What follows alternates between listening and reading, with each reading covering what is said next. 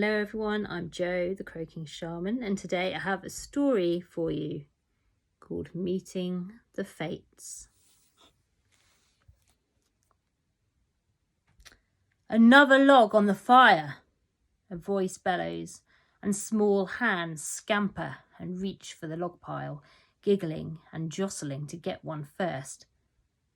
On it goes. The log begins to smoke but doesn't catch. So the eldest youngster pushes the others aside and comes to the hearth with the long, twisted iron poker.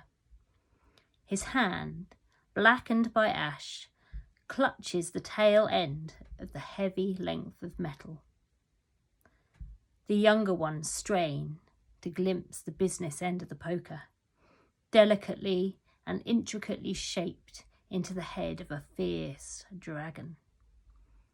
As the lad thrusts it into the depths of the central fireplace, the dragon's mouth sparks as it attacks the glowing embers until the log roars into flame from the fire breathed into it by the dragon. A figure stands, and as they do so, the clamour of the hall immediately falls silent. The space deepens and widens and seems to quiver and shimmer and pulse. A wizened hand emerges from the cloak of the figure and beckons to the lad to be handed the poker. The old woman lifts the dragon towards her creased and reddened face, and she whispers something inaudible to the dragon, before gently wiping ash from its face with her fingers and smearing it onto her own cheeks. All eyes are fixed on her, and all wonder if they really did just see, ever so briefly, the dragon turn its head and flick its tail. Satisfied, she returns the poker to the boy and turns towards the hearth, her garnet-embellished brooch glittering in the firelight. She raises her arms, outstretched towards the fire, and begins to sing a low, long, lyrical chant as the inhabitants of the hall gaze into the flames and feel themselves drifting with her into trance and away. The cold sting of the night air permeates the blanket of darkness that hugs the snow-kissed landscape and entwines itself amongst the trees. The travellers pull their furs in tightly around them and secure mittens with sinew thongs. In the distance, the soothing song of the old woman can be heard, rising and falling on the breeze. Faintly, the slow, beating pulse of a drum calls out through the dark ahead, and the party's footsteps crunch softly into the snow as they make their way towards it.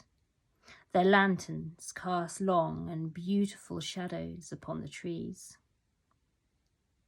Up ahead, as they make their way to the edge of the forest, another faint sound can be heard beyond the tree line, and the flickers of brightness seem to reach out towards them between the trees.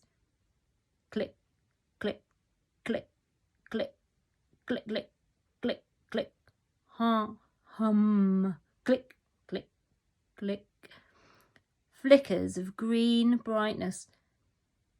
The travellers quicken their pace now, up the slope, the youngest one clambering in the snow. Curiosity and eagerness and excitement of what it all may be. Then gasps of excitement as each one reaches the top of the hill and emerges from the trees to be greeted with the spectacular sight above and before them. Click, click, click, click, clicking of hundreds of reindeer knees, the herd gently calling to one another, was an incredible thing to behold.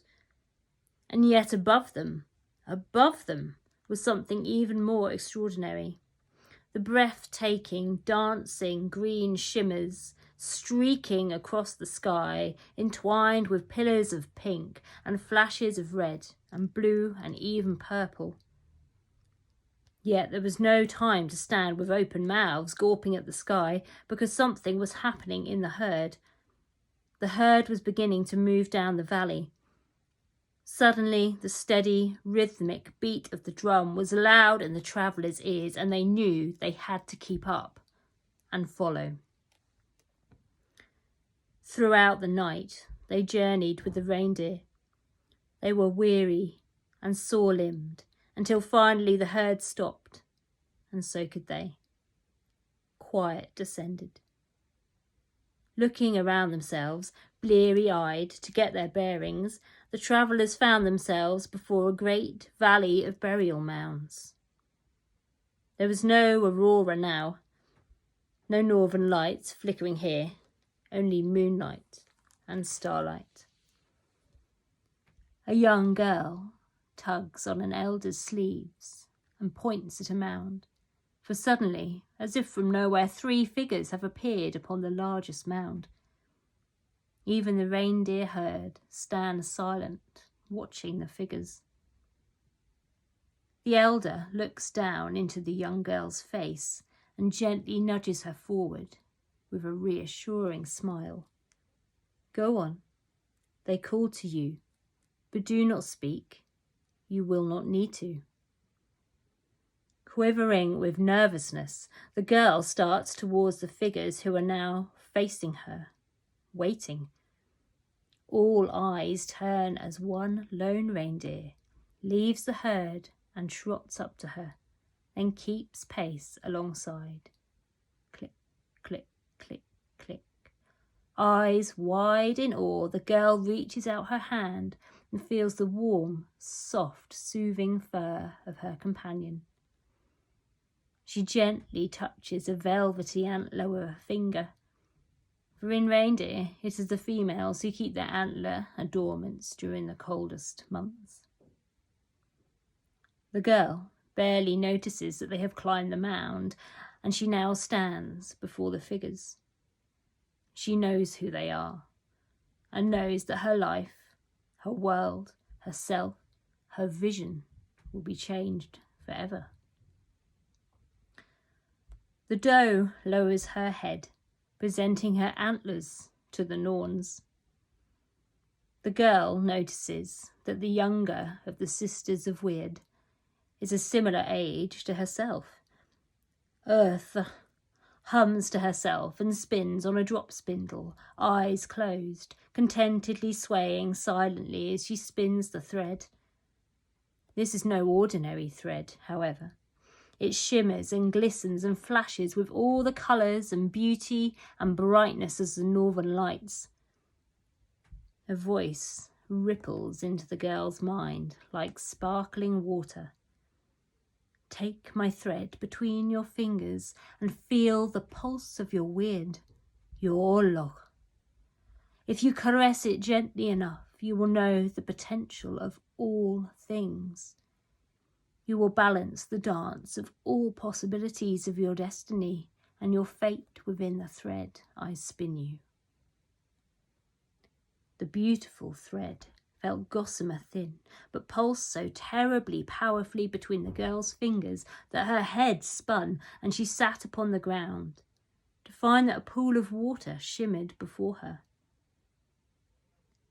What has been, what can be understood and learned from and healed and cursed and released and utilised is all within the web of earth, spun from my thread and seen within our well. The source of our well is the spring of human memory, and these memories of mankind we water, the roots of Yggdrasil, the tree of life. The reindeer lowers her head, right down to the pool, and drinks. While the reindeer drinks, the older sister stretches out the spun thread and begins to wind it skillfully between the antlers of the deer to make a beautiful shining web. Velanthe tells her Gaze at the reflection of the antler web in the pool, and you will feel which of the infinite possibilities, your power, your honour, your intelligence, your heart will choose to manifest, and what your soul, your destiny, is bringing into this moment. The aurora flickers across the surface of the pool, and the girl is filled with the deepest sense of knowing, of understanding, that rises from her belly, flutters through her heart, tingles in her fingers, and rests upon her brow. Vedanthes takes a step back. The reindeer lifts her head, and the girl turns now towards Skuld. In the pit of her stomach, the girl felt a lurch of fear, tinged with panic and excitement. The future. What an incredible and terrible prospect to behold. The older woman's clear, piercing eyes grasped her gaze and held it tight, reaching into the depths of her soul that even she had not known she had. Skuld's voice is fainter and slightly rasping in her mind. She has to listen hard to catch it. All fear resides in what will be, as does all of wonder and brilliance and strength and love and purpose. Without purpose, we do not even begin to know who we are. I decide your purpose, and you will decide how best to sing that purpose into the world, to your own beat of your own drum, in your own way, for the good of all. Which frightens you more, the threads of the future you cannot change, or the path you must choose and find through it for yourself? I will show you the first, so that you can master the second. Welcome, child. Welcome to you and your dear.